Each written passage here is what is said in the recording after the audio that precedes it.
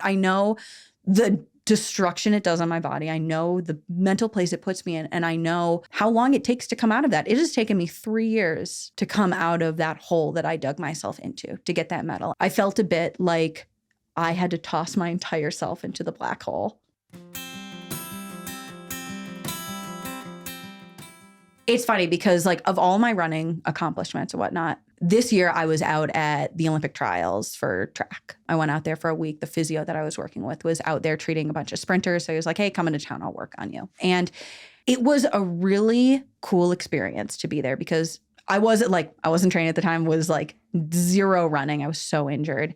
And I thought back to when I was there in 2016, because in 2016, I was still in college. I was in the depths of my eating disorder. This was right before I went into treatment the first time. And I was there and I felt so isolated. I felt so alone and I was so in my own shit. And it was really, really hard. And the week after that is when I checked into ED treatment. And being back there 8 years later, and even though I wasn't able to run, wasn't able to train, seeing the person that I had become over the last 8 years, how hard I have worked to get there, and being able to be going out, having fun with my friends, able to enjoy that meet and go and every single day being like, that was the best day of track I've ever seen.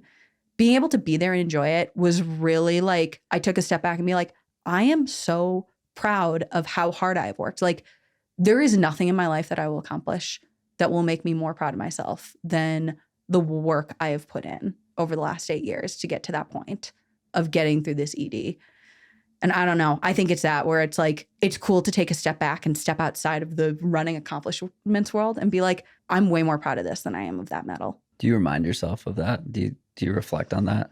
I try to, because I'm very hard on myself otherwise. Like, and that's the thing, because I normally don't think like that. It's usually the, why aren't you doing better? Why, like, especially when I relapsed and I had to go back, it was like, I felt so ashamed of myself.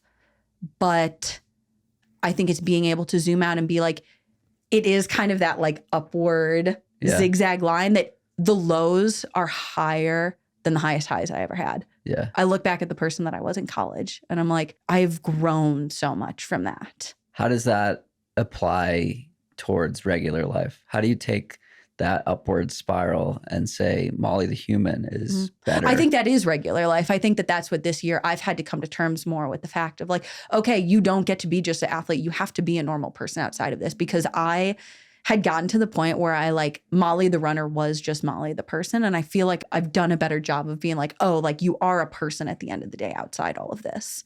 And that's what this year has been. It's just been learning how to like live like a normal human. It's like that line, like everyone has a plan until they get punched in the face. Exactly. Yeah. But that's the thing. I think it's like, it's very easy to be okay with yourself when everything is going great, when you're racing great, when everybody is praising you. And it's like, it's a lot harder to love yourself and be okay with yourself when it is going to hell in a handbasket and you can't do the one thing that you're supposed to be doing. What would Molly of 2016 think about Molly of 2024?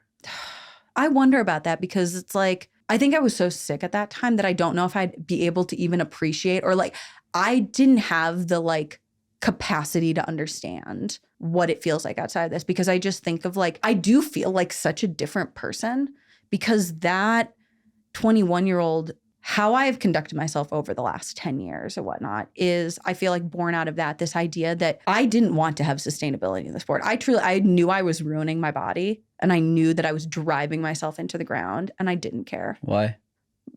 Because I was taught that that's what you had to do. And the people around me were telling me that that's what was expected of me. And it got to a point, I think I was so unhappy and so just, I hated myself so much that I was like, I am willing to destroy my body now for these accomplishments, for these NCAA titles, because I don't care what I feel like when I'm 30. Like, how did that flip? How did it flip? I think it flipped from hitting rock bottom multiple times, and each rock bottom being a little bit lower than the last rock bottom.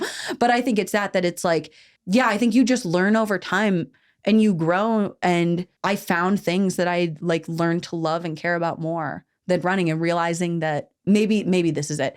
It honestly didn't click until getting that medal in Tokyo and realizing that running will never make me happy. That's so fascinating. So I had a conversation with Gwen Jorgensen a couple years ago now, and I reference this conversation often that winning a medal is not relatable to most people, but doing something that's been like your North Star for a long time is relatable. I'm less interested in like hearing the thoughts and explanations of like, what is it like to win the medal versus like, what's it like to go on the next day? And so I asked Gwen, I was like, okay, what happened next? And she was like, I wasn't afraid of failure. I was afraid of success. And like, how do I keep pushing forward after you do this thing that you've been training? Yeah. She won an Olympic gold medal and she was the best in the world for, 4 years at that time in 2016. And now I think she's enjoying training more than ever before. And it's like really fun to see her enjoying training like that again. So the analogy to amateur runners maybe is we're going to have to talk about Boston. Let's go, baby. So like BQing and breaking 4 hours, breaking 5 hours. Like, what do you tell that person who's made their whole identity doing something that somebody else has decided is like, you have to do this? I think that's just an inherently unstable and dangerous place to stake your entire personality on, because it can't last. Like, no matter how much we try to control these things or do these things, it will go away someday. Like, it's with anything, with running specifically too. It's like, you can't control what your body's going to be feeling like. You can't control always when you get hurt. You can't control when your appendix decides to blow up. And I think it's that when we stake our identity on these exterior things that oftentimes other people are deciding, you are setting yourself up for failure. But at the same time, it's like, I don't think I could tell those people anything, because it's something that you have to learn firsthand.